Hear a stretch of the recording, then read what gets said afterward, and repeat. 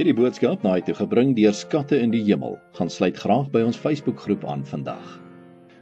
Die skriflesing vandag kom uit Psalm 100 vers 3. Erken dat die Here God is. Hy het ons gemaak en ons is syne. Ons is sy volk, sy eie kudde. Vandag se boodskap is getiteld Lus vir die lewe. Hoe sou jy jouself beskryf? Vrolik of beswaard oor wat die lewe jou bied? In ons samelewing is daar soveel geweld, soveel nare dinge wat seer maak en dit maklik is om ons lus vir die lewe te verloor. Die gees van die tyd laat ons dikwels die ergste vrees. Mediaberigte oor wrede moorde, verkrachtings, rooftogte en geweld in die algemeen is alledaags. Man's inhumanity to man makes countless thousands mourn. Hierdie woorde wat die Skotse digter Robert Burns in 1784 neergepen het, is steeds vandag relevant. Dit is nie net slagoffers van geweld en ongeregtigheid wat hulle lus vir die lewe verloor nie.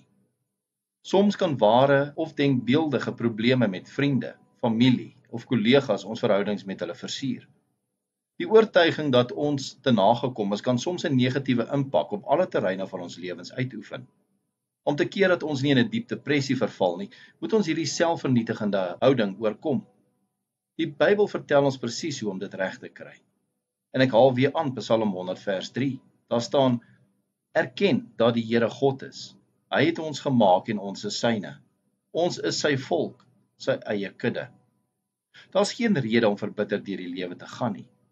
Die almagtige Skepper is ook ons hemelse Vader wat vir ons omgee en in ons behoeftes voorsien. Daardie heilige belofte behoort ons met vreugde te laat sing en hom met dankbaarheid te loof en prys. Wat ook al ons omstandighede, God is getrou. Hy is in hierdie oomblik by jou en sal altyd by jou wees.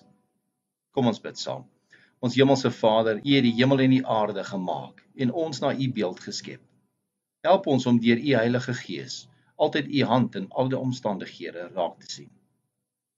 Ons bid dit in Jesus naam. Amen. As jy soortgelyke boodskappe wil ontvang maandag tot Vrydag, sluit aan by ons WhatsApp broadcast groep. Stuur net jou nommer na 072 581 2973.